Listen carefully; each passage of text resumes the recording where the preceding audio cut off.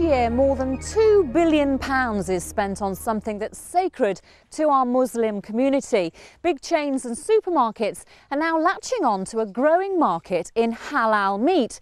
But how can 2 million Muslims be sure that what they're eating is halal?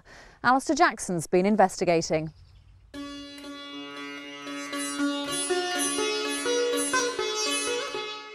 حرمت عليكم الميتة والدم ولحم الخنزير وما أهل لغير الله به والمنخنقة والموقوذة. Halal.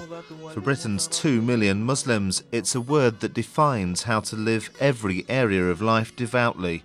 But it's on the plate that halal is best illustrated. Meat can only be called halal if the animal is blessed before it's slaughtered. The animal isn't stunned beforehand. Its throat is cut straight away, something Muslims believe is less stressful to the animal. Halal basically means pure and permissible. And when a Muslim thinks about halal, it's not only to do with diet and drink, but it is to do with all our actions. Earning your daily bread, how you live your life, how you treat your neighbors, how you go about your business. Everything that you do has to be permissible. But for the average Muslim, when you say the word halal, the first thing that comes to mind is food. But how can the Muslim consumer be certain that what's served up is authentically halal? Traditionally, it's been a matter of trust, but now some customers are looking for extra guarantees. This restaurant in Leicester attracts people from across all communities. The Akhtar family are regulars, but for them, as Muslims, coming here is a carefully considered decision. We're very careful about where we get our meat from, and we'll ensure that the butchers we go to, for example, provide meat that is certified by certain organisations, and so we do the same when we're eating out as well. We certainly wouldn't eat at the restaurants where there is doubt over whether or not it is halal meat, so it is very, very important to us.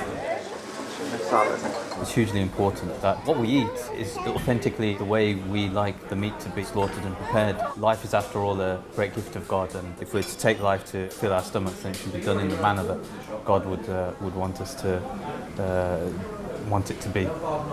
Britain's Muslim community make up 3% of the total UK population, but consume 20% of all red meat sold, and it's a growing market. Faz Mullah remembers a time when Muslim families were able to see for themselves if their meat was authentically halal. So when you were growing up, what did eating halal mean then? Well, when I was a youngster, there was many halal shops here. We used to go to slaughterhouses with my father, just around the corner in fact, and pick up live chicken and slaughter them in the house or in the garden. And of course the point of that was absolute proof it was halal because you were doing it at home. Yeah, absolutely. We picked the animal ourselves, we brought it home ourselves, and the act of making the chicken halal was done by ourselves, and so it was an absolute guarantee of halal. Nowadays, slaughtering at home like that is of course illegal. It's left to Muslim consumers having to trust slaughterhouses. Now Faz Mullah wants the system to be properly scrutinised. We're trying to instill that confidence once again to consumers who want to know that the products that they're eating are genuinely halal. They have no sight of them anymore. And what the Halal Monitoring Committee does is we have inspectors present who observe the halal criteria being met. Can you confirm for me, Maulana, whether the certificate has now been issued? The Halal Monitoring Committee, or HMC, is based in Leicester, but is setting up a nationwide regime of inspecting and monitoring. Today we're at the start of the process. This slaughterhouse in the Midlands is signed up to the HMC.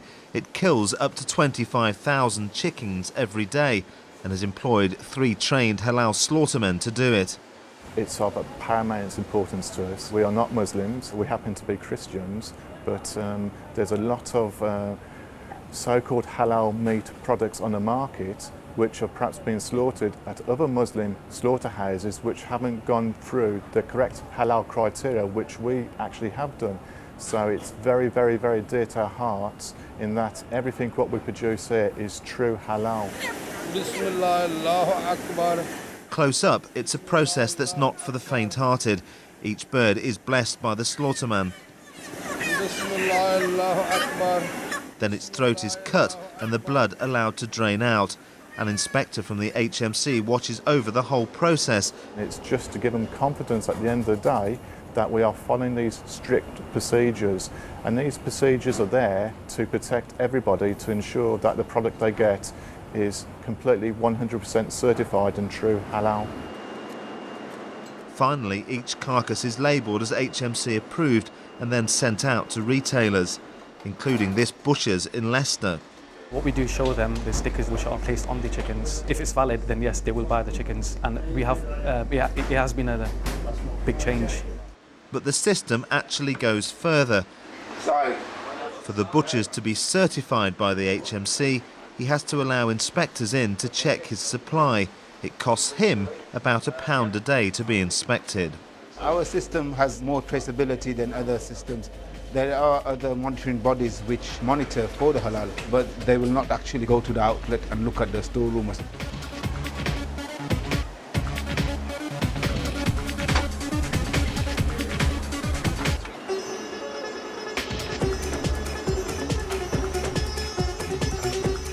The certificate displayed in the window gives customers an extra guarantee, and HMC members have told us that joining the scheme has boosted business.